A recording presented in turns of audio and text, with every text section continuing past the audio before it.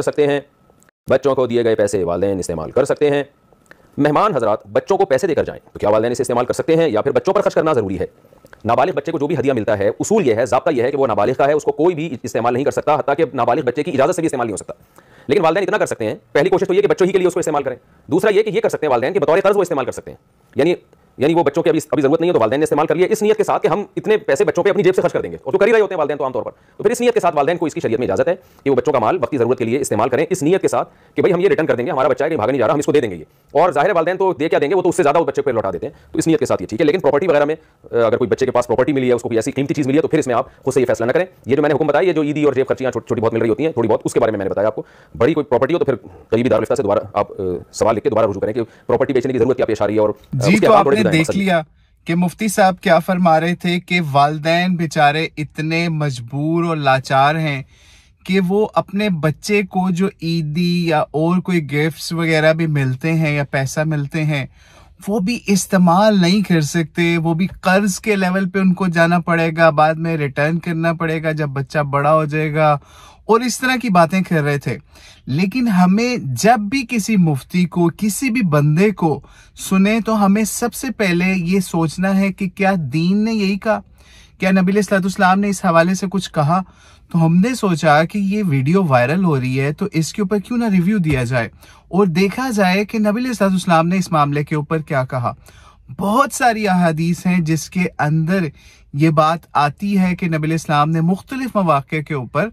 या मुख्तलिफ मौकों के ऊपर इस हवाले से बहुत सी चीज़ें बताई। लेकिन हम स्पेसिफिकली आज हम आपको इब्ने माजा की, अहमद की, मुस्नद अहमद की, अबू दाऊद और दीगर किताबों के अंदर रवायत आई है। इब्ने माजा के अंदर ही अगर हम देखें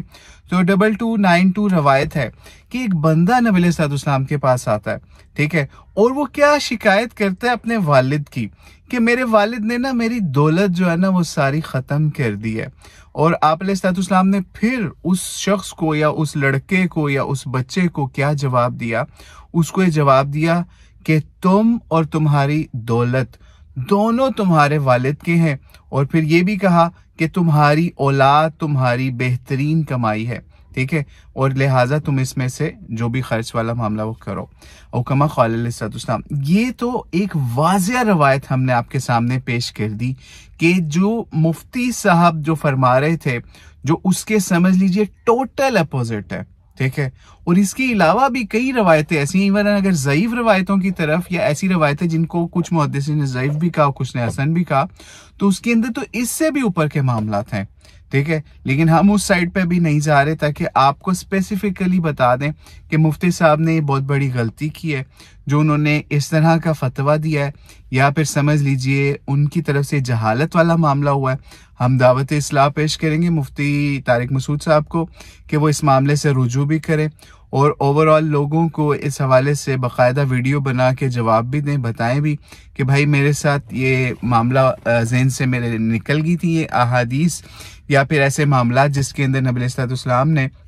बाकायदा वालिद को इस चीज़ की अथॉरिटी दी है कि किस तरीके से वो बच्चों का माल जो है वो इस्तेमाल कर सकते हैं उनकी इजाज़त के बगैर। यानी आप ये सोचिए कि एक बाकायदा बंदा आया, जो हमने अभी आपके सामने इब्ने माजा की रवायत पेश की, बाकायदा एक यानी जी शऊर बंदा आया ना, जो नबी इस्लाम के पास शिकायत अपने बाप की ले आया, ठीक है, और उसने शिकायत की। यानी ये बड़े का भी यही मामला है, और तो छोटे का क्या मामला होगा? यानी वो छोटा जिसके लिए अर्रिजालु कव्वामूना अलन निसा है, यानी वो मर्द जिसका काम ही यही है कि वो बच्चों को फूड, शेल्टर, हर चीज प्रोवाइड करता है, वो तो समझ लीजिए उसका दर्जा उससे भी ऊपर है, ठीक है। कुजा कि आप कहें कि जनाब नहीं बालिग के लिए मामला होगा, बड़े के लिए नहीं, ये छोटे के लिए नहीं, प्रॉपर्टी में नहीं, ये नहीं, तो भाई नबी अलैहिस्सलाम का फतवा हमने आपके सामने पेश कर दिया कि औलाद के हवाले से, उसके माल के हवाले से नबी अलैहिस्सलाम ने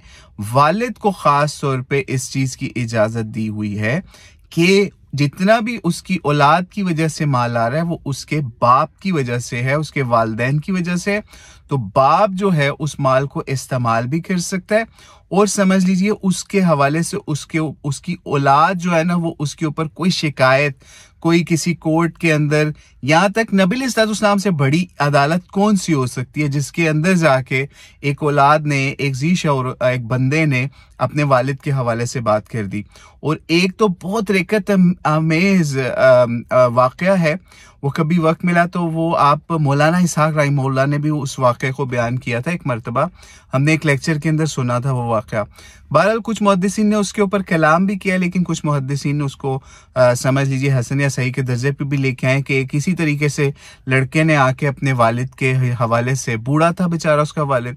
तो शिकायत कर दी कि इस तरीके से मेरा जो वालिद है ना वो मेरा माल जो है वो मेरी इजाज़त के बगैर इस्तेमाल कर लेता है, तो उसके हवाले से मुझे बताएं। तो नबी अलैहिस्सलाम ने बुला लिया फिर उसको, ठीक है, उसके वालिद को भी, और वो जो लड़का भी आया हुआ था। और फिर वो वालिद जो रास्ते के अंदर बड़े रिकत अमेज शेर कहता हुआ आया ना अपनी औलाद की परवरिश के हवाले से, और समझ लीजिए अपने दुख अल्लाह से शेयर करते हुए,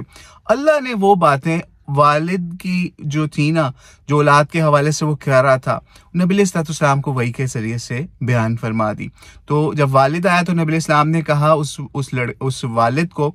कि सारी बातें छोड़ो, पहले वो बातें बताओ जो तुम रास्ते में सोचते हुए अपने दिल में बात करते हुए आए हो, ठीक है। और कमा क़ाल। बहरहाल वो एक लंबा वाक़या है, अगर किसी को चाहिए हुआ कोशिश करें कि मौलाना इसहाक ने जब बहुत रिकत अमेज वो समझ लीजिए और नसीहत आमेज जो है ना अशार थे, और फिर नबी अलैहिस्सलाम ने फिर उस पर भी यही फैसला फरमाया था कि जिसका मफहूम है कि तुम्हारा माल और तुम्हारी औलाद दोनों जो है ना वो बाप के हैं, वो जैसे मर्जी इनका मामला करे, ठीक है। तो इसलिए कोशिश ये करें ऐसे भी जो भी मुफ्ती सोशल मीडिया पे आते हैं, उनकी कोई भी बात हो उसको सिर्फ और सिर्फ कुरान और सुन्नत के मिज़ान में तोलें और फिर उनकी बात को एक्सेप्ट करें। मुफ्ती तारिक मसूद साहब की बहुत खिदमात हैं सोशल मीडिया के ऊपर, इस्लाम के हवाले से, ख़ास तौर पे दूसरी शादी के हवाले से या तीसरी चौथी शादी के हवाले से, तो हम उनको ज़ीरो से मल्टीप्लाई नहीं करते, लेकिन बहरहाल उनको इस मामले के ऊपर जो उन्होंने कहा उसके ऊपर वो जहालत का शिकार थे, क्योंकि असल इल्म वो है जो नबी अलैहिस्सलाम ने उम्मत मुस्लिमा को दिया, हमने उसको आपके सामने पेश कर दिया। तो अल्लाह ताला से दुआ है अल्लाह ताला हमें नबी अलैहिस्सलाम की सुन्नत को, अहादीस को समझ के उन पे चलने वाला बनाए और अपने वालिदैन का एहतराम करने वाला बनाए। वल्लाहु अअलम बिस्सवाब। अस्सलामु अलैकुम व रहमतुल्लाहि व बरकातुहू।